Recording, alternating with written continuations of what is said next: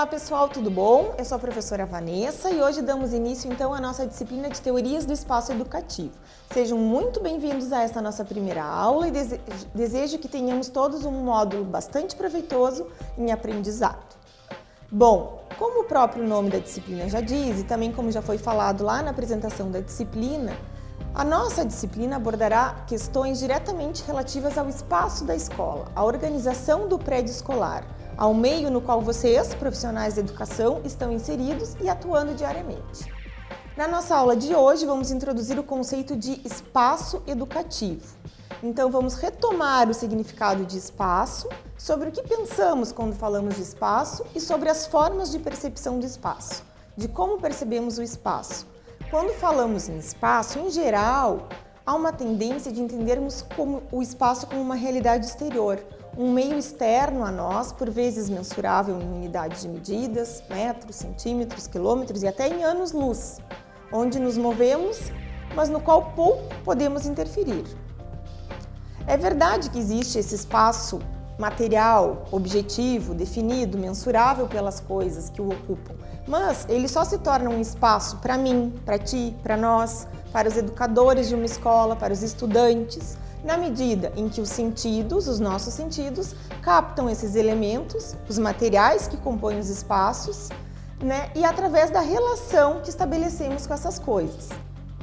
Mas então, o que é o espaço educativo? O que é o espaço escolar?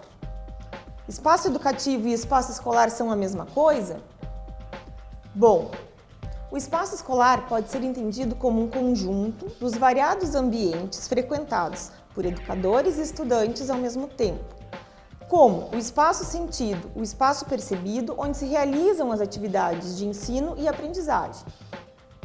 Mas então, o que seria um bom prédio escolar? O que seria um bom espaço escolar? O que definiria a qualidade do espaço escolar? São as respostas a essas questões que nos remetem ao conceito de espaço educativo. Então, o espaço educativo é aquele que educa através do modo de organização, através das informações implícitas ou explícitas que estão contidas nele.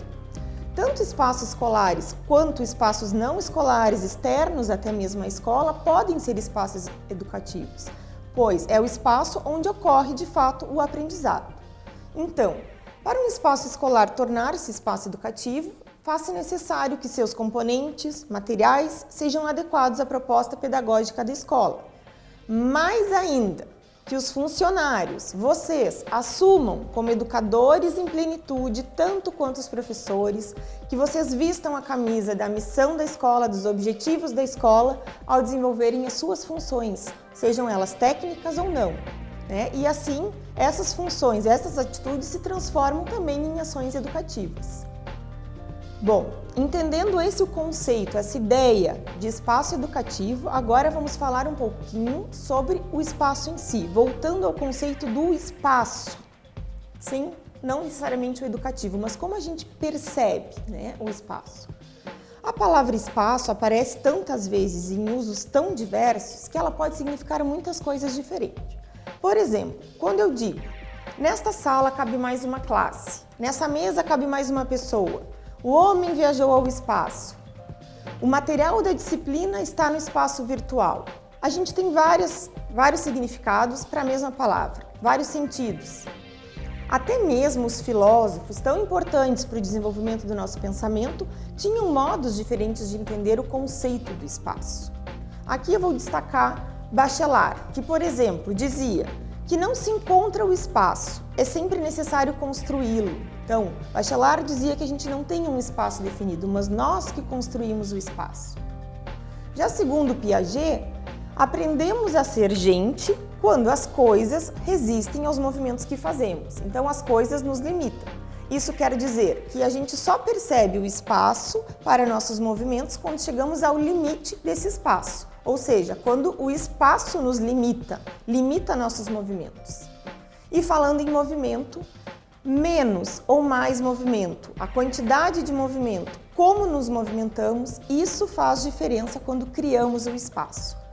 Quando definimos o espaço precisa ser adequado ao tipo de atividade, ao tipo de movimento que vai ser realizado dentro dele.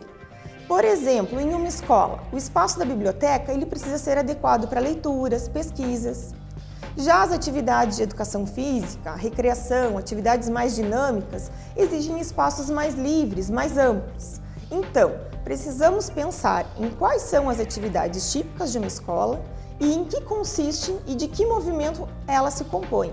E daí a gente pode entender como melhorar os espaços e verificar se são adequados ao uso ou não. Então, como a gente pode perceber os espaços? Como a gente pode verificar se eles são adequados ou não? Como podemos perceber o movimento que nos cerca? Como a gente pode sentir isso? Através dos nossos sentidos. Vocês lembram quais são eles?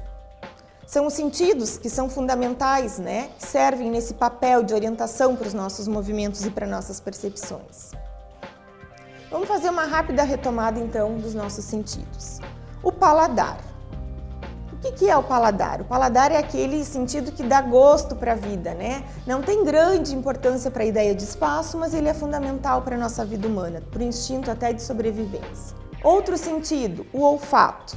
Ele é muito importante, ele permite que a gente perceba cheiros, permite inclusive a gente identificar se a gente está perto ou está mais distante, quando o cheiro está mais forte ou quando o cheiro está mais fraco. O tato. O tato, a gente não percebe o espaço em si. Na verdade, através do tato, a gente percebe os limites do espaço, as limitações. A gente consegue perceber e sentir se está frio, se está calor, se as superfícies são lisas, ásperas, duras, macias, se o material é líquido ou se é sólido, Então, o tato, ele nos permite verificar os limites e as definições do espaço. Já a audição, ela nos dá a capacidade de ouvir e ela é muito importante para a localização das coisas. A gente consegue perceber, por exemplo, através do movimento, nos movimentando, de onde vem o som. E na escola, a questão do som tem um aspecto muito importante quando a gente pensa nos materiais que constituem os espaços. Muitas vezes, os materiais dos espaços têm a capacidade de aumentar ou diminuir o som, Barrar, então, por exemplo, na hora do recreio, é aquele barulho, aquele auê. Na sala de aula, a gente precisa de mais silêncio, a gente precisa barrar alguns sons. Então, a audição, é importante também nesse aspecto. E, por fim, a visão, que é ela que nos permite perceber a luz, nos permite enxergar as coisas e nos dá o sentido de distância. Em geral, a gente vê muito mais longe do que ouvimos ou do que sentimos os cheiros. Então, a distância é muito importante para a gente perceber já à distância os elementos e o sentido do ambiente. Então, através do conjunto dos sentidos é o que a gente pode perceber, ter uma noção geral dos espaços.